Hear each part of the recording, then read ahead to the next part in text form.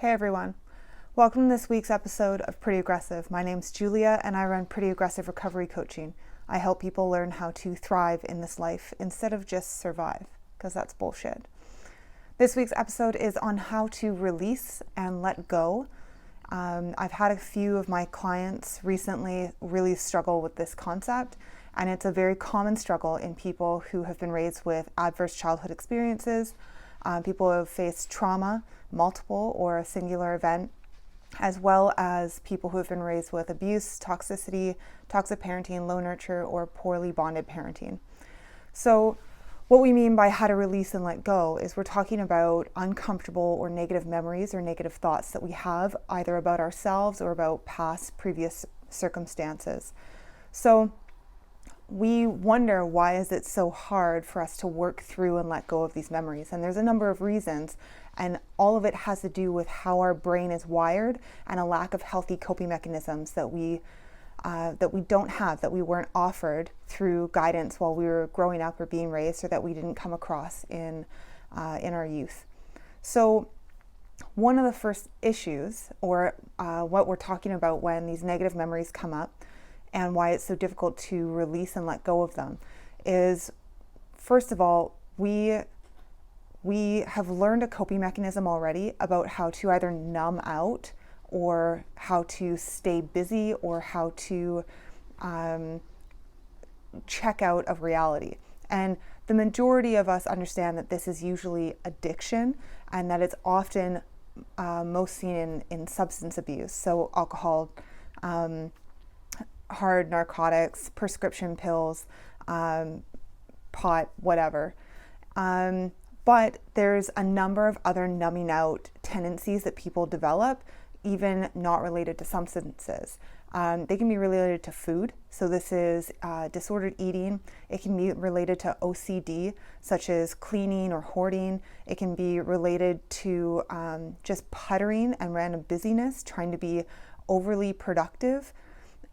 So this is a number of ways that people numb out, and we use this to cope with our negative or uncomfortable emotions or states of mind, usually related to thinking either about ourselves or thinking about previous and past memories that we don't know how to organize, gain insight on, and then have a transformational progressive process through to become a more resilient person. So one of the first problems is that we are using our busyness, sometimes even like scrolling Instagram and binge watching TV. We use those activities as a way to not deal with those emotions and not deal with those memories. The second issue is that when we get caught up in those emotions or memories, we get what's called a spin out, or we create a flood of memories and emotions that connect to a larger package of negative experiences. So if we start thinking about the time we got drunk at a friend's wedding and wrecked everything, or feel like we wrecked the experience, we start to relate that to a number of other comments about ourselves, about how we always ruin everything, how we have no self-control, how we shouldn't be drinking, and it becomes a spin out. It becomes a larger problem than just the memory we're trying to cope with. And the third component of this is that we are struggling with a self-acceptance. So our beliefs that our actions and behaviors being bad make us a bad person. And we start to relate the ethics of our behavior or the ethics of a circumstance to us as an ethical or moral person. Regardless of who we are today, we struggle with the memories and knowledge of our past behavior and past circumstances, whether they were transgressions we put against someone else or that have happened to us. So the issue we're facing when we're having a difficult time releasing or letting go is from a wiring system we have in our brains that has become a habit of us choosing to numb out and not address those memories and use actual mind management to have growth from them, and instead of being able to learn growth style, mind management, self-discipline, progressive thought work through those uncomfortable memories in order to grow. So how to make that change? First is learning to sit with it, or as I like to, move with it. So some of the numbing habits that people have created for themselves in order to cope with uncomfortable emotions are a total checkout. You can't do thought work or mind management purposefully while you do them, whether it's drinking or smoking pot or playing video games or scrolling through Facebook. But there are a number of negative, busy coping techniques that people can start to use as moments for them to address those memories and to release and let go. So, for instance, with exercise or running or weightlifting or walking or even folding laundry and doing dishes, these are actual moments that we can start to utilize where the concept of sitting still and causing stillness with ourselves is sometimes too far along graduated process for someone to start addressing healthy coping mechanisms and a progressive thought process in order to deal with and release negative thoughts and memories.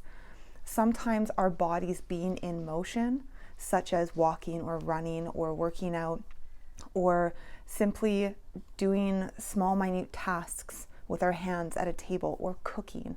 These things can be an extremely relieving process and allow us that quiet time with ourselves to start addressing those uncomfortable memories. And how we want to address them is very important. So a lot of people, when they do the spin out or when they do the flood, that's when they get overwhelmed. That's when they want to escape. But if we go into those memories, usually picking just one at a time, is a much more helpful process. You are allowed and you are completely capable of choosing a progressive process to address a memory you'd like to release or let go of. So going into the activity, you can choose that when you come out the other side of thinking about that memory, that you have the goal of releasing it. That you don't just allow this memory to bombard you and overtake your body and your emotions and your mind. You are allowed to formulate questions and constructive conversations with yourself about, why did that make me uncomfortable? Can I change it? Can I apologize to someone about it? Can I forgive that person for that circumstance? Does that reflect who I am now? Am I still the same person? Would I make the same choices now? And having those conversations with yourself allow you to start gaining insight and labeling your emotions, and then to start to transform your memory into something you can let go of and release. The other component of this is using a level of fluid acceptance. So in Eastern philosophy, they talk a lot about being able to accept the here and the now and the present.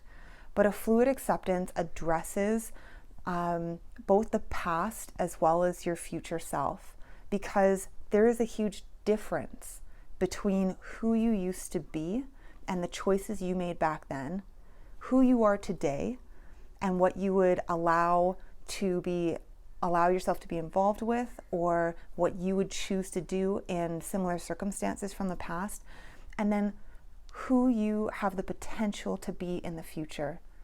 So working through one memory at a time, using a progressive thought process with a understanding and awareness of fluid acceptance, can help you work through a rewiring and a new habit of how you address uncomfortable memories from your past, and allows you to start releasing and letting go.